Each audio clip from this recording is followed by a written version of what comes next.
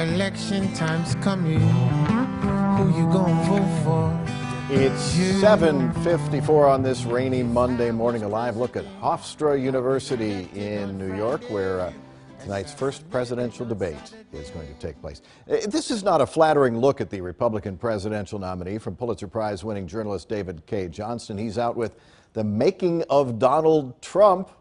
His satellite media tour is sponsored by his publisher. We appreciate you being with us. How did you first, as a journalist, encounter Donald Trump? In 1988, I left the Los Angeles Times and went to Atlantic City for the Philadelphia Inquirer because I believed we were about to see casino gambling spread all across America, as we did.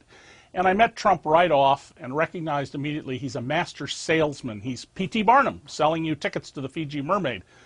What astonished me, Tim, was I very quickly learned from his own executives and competitors that they said he didn't know anything about the business. And I found that very hard to believe, but when I sat down with Trump and interviewed him, I made some false statements to him deliberately, and he incorporated them into his answers. And over time, it became very clear he didn't know anything about the casino business, and I have a couple of chapters in the book that illustrate this and how he mishandled the business, which is why his casinos were among the first to close, while there are others still in business making good money in Atlantic City. So he does not take questions about his character, his integrity, his intelligence lightly.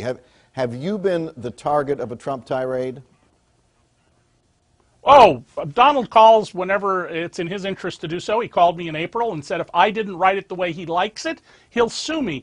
And in 50 years at this, he's the only person, only politician who has ever said anything like that. And he said it to many other people. He has gotten at least 2 newspapers to not write about my book, or at least they were not willing to write about my book because they were afraid he would sue them.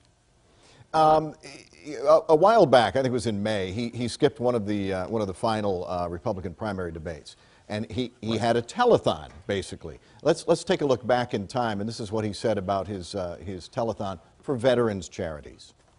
I raised close to $6 million.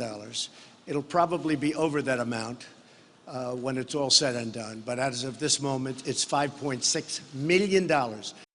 I presume you took a look into that. I mean, that's a statement of fact. Yes. It's either true or it's false, and you found out it is?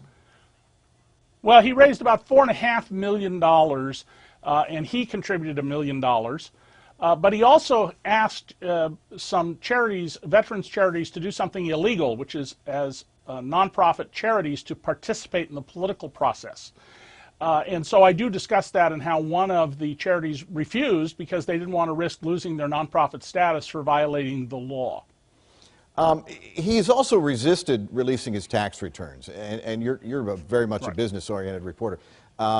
He says, well, why would I pay more in taxes than I should, than the law allows me to pay? And that's not a bad argument. I certainly don't want to pay more than I'm supposed to pay. No, and you don't want to do what Hillary Clinton did. She and her husband, as I revealed years ago, paid more than twice as much federal income tax as the law required, and then they followed my implicit tax advice and gave more to charity and less to Uncle Sam. But Donald Trump, the last year we know that he paid income taxes was 1977. I show in the book, which has 44 pages of source notes, very strong evidence that Trump committed income tax fraud in 1984. We know he's committed sales tax fraud, and Mayor Ed Koch said he should have spent 15 days in jail for it. And we also know that in recent years he's reported on his tax return an income of less than $500,000.